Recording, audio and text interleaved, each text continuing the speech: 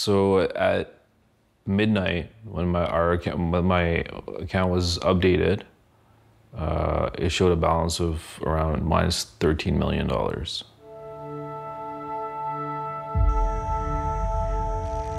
Iets aardser dan aardolie kan ik me moeilijk voorstellen. Maar toch is het Planet Finance die de wereldprijs bepaalt voor veel grondstoffen. Dat doet het op de zogenaamde futuresmarkt. Er zijn futures voor graan, goud, voor varkensbuikjes, maar ook voor olie. Nu kwam er een dag op die markt voor oliefutures dat de prijs van een vat olie onder nul kwam. Hoe kan dat?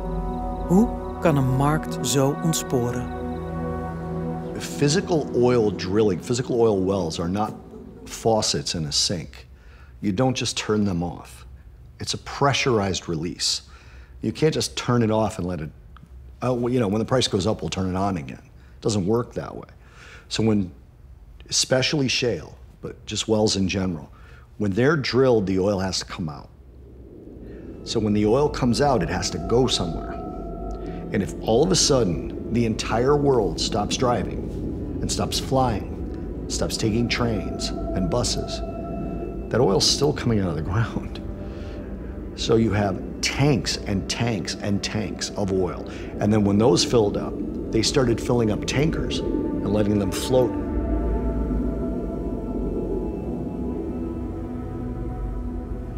And then, can you buy my oil? Well, I don't need your oil. Well, I'm paying every day to store it. How about I just give it to you? Well, can I give you $10 a gallon to take it off my hands? If you think about it, if every barrel of oil costs $20 to store per day and no one's buying it, you'll give somebody $18 to take it off your hands because you're saving $2. De zogenoemde drijvende opslag wordt nauwlettend in de gaten gehouden door de medewerkers van een data-analysebedrijf in Londen. Zij verzamelen ook informatie voor de oliemarkt. In dit geval door alle brandstoftankers over de hele wereld te volgen. We can see every single tanker in real time carrying crudes. In the world at the moment. 985 vessels. And we can see about 80% of these tankers are currently in floating storage. You are keeping an eye on this floating storage? Of course, yes. Everyone was. Pretty much every vessel was taken. People were doing it with whatever they could.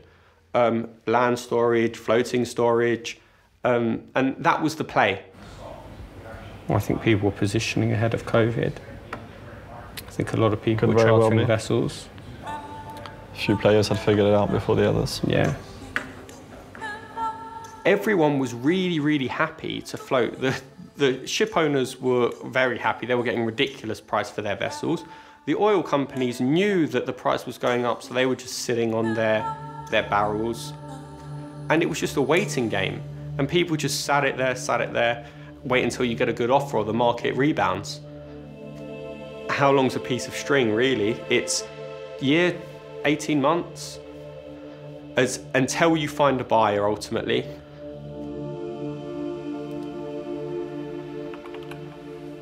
I trade full-time and I am financially stable through just trading. En dan breekt de dag aan dat Syed Shah zich laat verleiden om ook eens op een andere markt dan in bitcoin te gaan handelen. Zonder te beseffen dat dit de dag is dat de oliefutures voor de maand mei bijna aflopen. So if you say it's the 20th, that means there's like 2 days left or 3 days left before, I gotta deal with oil, not just paper.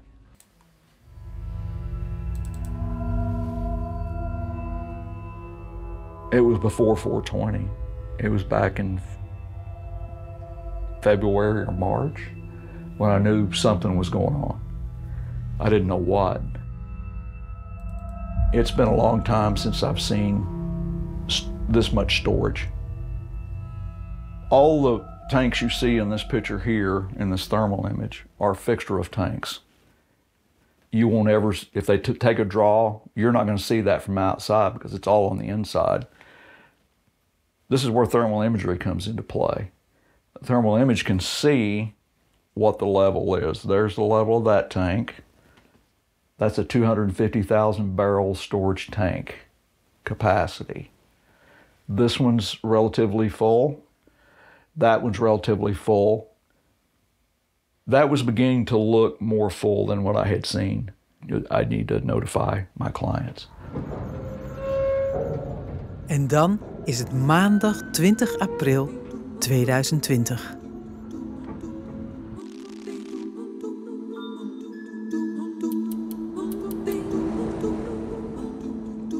I was like sound asleep because I had been trading Bitcoin the night prior, and I was up all night because there was a lot of price action because of COVID. So I got a call from my uncle, and he told me you should check out oil. It's gone down to $5. From where was he calling? He lives in Pakistan.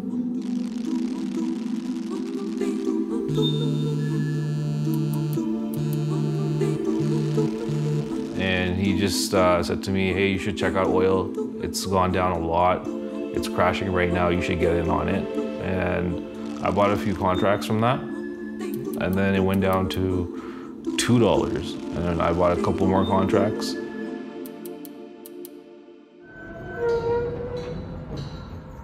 The 20th of April, 2020. Where were you at that moment? Right in front of my computer. Sitting in my office, right in front of my computer, staring at it in somewhat disbelief. Even though I knew it could happen, still when you see things move that fast, you still... I've seen a million crazy things in the market in 30 years. And every time something new happens that I think is crazy, it's the same reaction. It's like, this is crazy. And you're just watching it just go and go. And then eventually the price had gone down to 1 cent. I ended up buying 212 contracts at 1 cent. So how many barrels is there? 212,000. And at that point, I felt fairly confident the price can't go below zero. One I've never heard of oil going below zero. And I would never imagine just because there's no storage that they're giving oil away for free. CNN breaking news, oil prices have turned negative. The most extraordinary development that took place today when the US main blend, West Texas Intermediate, fell more than 306%. It is negative $37.63 a barrel. Sayed dacht dat hij 212.000 vaten olie voor 1 cent per vat had gekocht. Natuurlijk om later voor meer geld te verkopen. Hij beseft niet op welk glad ijs hij zich heeft begeven. So at midnight, when my account was updated, it showed a balance of around minus $13 million. And what was the amount that so you every started the day with? Every barrel that I purchased at a penny, I had to pay $37 and some change for each barrel that I purchased. Maar als er iemand verliest, moet er iemand anders winnen. So who made money? Somebody made it. It's a zero-sum game. One guy loses, somebody wins. This is not like stocks, where if they continue to go up, everybody wins.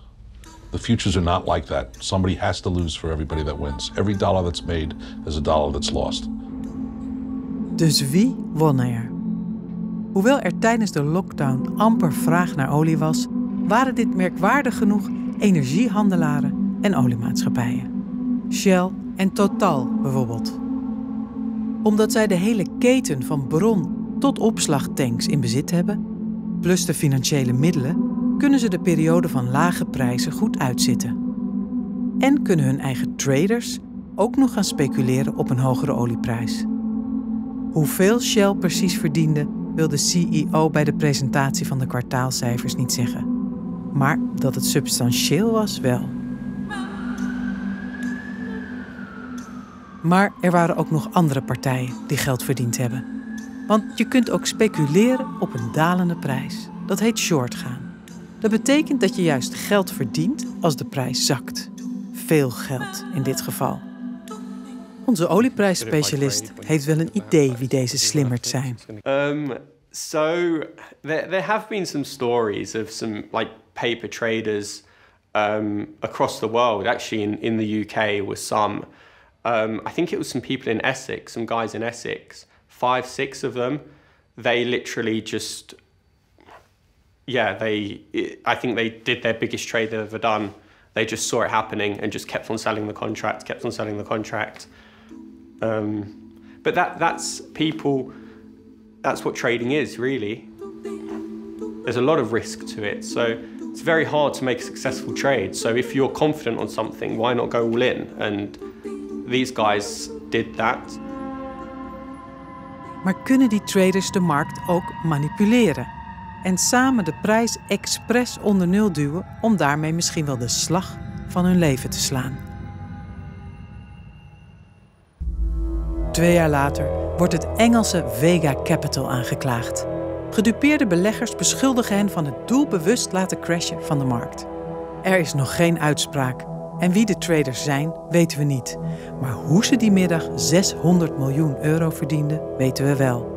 Dat lezen we in hun groepschat.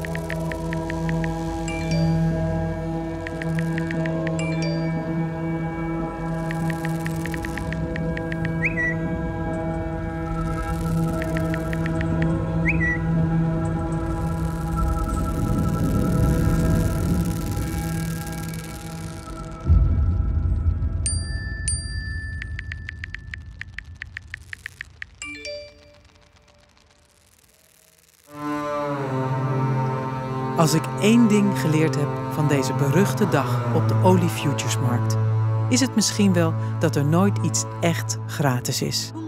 Ook een vat olie niet. Want als iets gratis is, kun je je beter afvragen wie de rekening dan wel betaalt.